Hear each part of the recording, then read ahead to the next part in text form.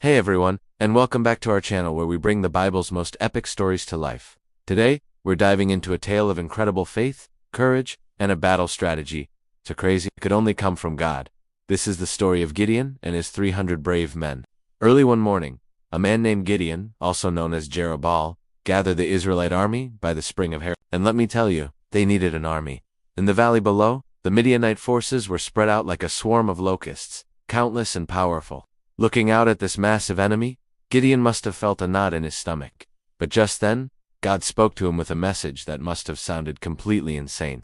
God said, "Gideon, you have too many men. I want to show everyone that this victory comes from me, not from the size of your army." Think about that for a second. You're about to face an impossibly large enemy, and God tells you your army is too big. That's where radical trust comes in. Following God's command, Gideon made an announcement. He told his soldiers, "If any of you are afraid or trembling with fear, you can go home." And do you know what happened? A staggering 22,000 men packed up and left. Just like that, his army shrank from 32,000 to just 10,000. You'd think that would be enough, right? Nope. God looked at the 10,000 remaining soldiers and said, "There are still too many." So, God gave Gideon another test, this time by the water. He told Gideon to watch how the men drank. Most of them got down on their knees, putting their faces right into the water to drink. But a small observant group did something different. They cupped water in their hands and lapped it like a dog, staying alert and ready. And God said, "That's them. Separate the 300 men who lapped with their hands. With these 300, I will give you the victory and hand the Midianites over to you." 300 men against an entire nation. The odds were impossible. But with God, impossible is where miracles begin. That night, to build Gideon's confidence, God sent him on a secret mission. He told him, "Go down to the enemy camp, because I am giving it into your hands. If you're afraid, take your servant Purah with you." So, under the cover of darkness, Gideon and Purah crept toward the edge of the vast Midianite camp. The air was thick with tension. As they got close, they overheard two enemy soldiers talking. One said, "I just had the strangest dream. A round loaf of barley bread came tumbling into our camp. It hit a tent so hard that the tent just collapsed and flattened." His friend's voice trembled as he replied, "This can be nothing other than the sword of Gideon. God has given the whole Midianite army into his hands." When Gideon heard this, he fell to his knees and worshipped. His fear vanished, replaced by an unshakable confidence. He now knew, without a doubt, that God was with him. Filled with courage, Gideon hurried back to his camp and woke his 300 men. The time for battle was here. He divided them into 3 companies of 100 in their weapons. They weren't swords or spears. Instead, each man was given a trumpet, an empty clay jar, and a torch to hide inside the jar. What a strange arsenal. Gideon laid out the plan. "Watch me," he said, "and do exactly as I do. When I get to the edge of their camp, wait for my signal.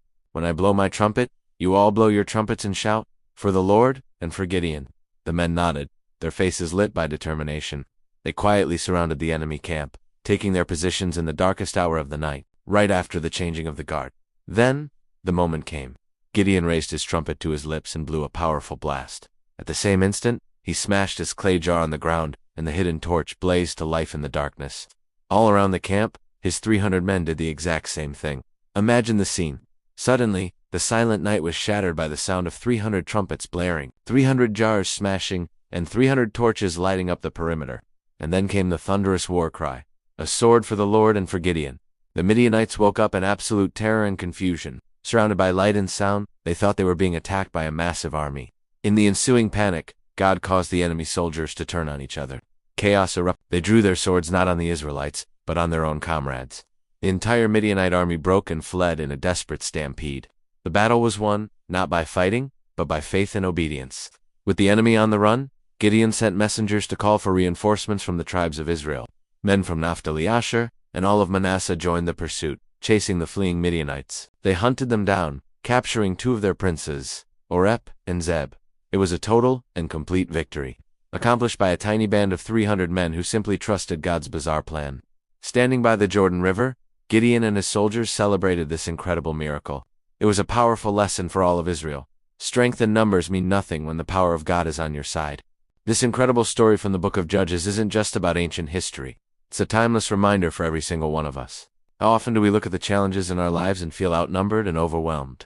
We look at our own strength, our own resources, and think, it's impossible. Gideon's story teaches us to stop trusting in what we can see and start trusting in the God who is unseen. When we put our faith in Him, even our small efforts can lead to incredible victories. God doesn't need a large army or a perfect plan. He just needs a few brave people who are willing to trust him and obey. So, be brave, trust God, and watch him do amazing things through you. Thanks so much for watching with us today. If this story inspired you, please hit that like button, share it with a friend, and don't forget to subscribe for more thrilling Bible stories. We'll see you in the next video.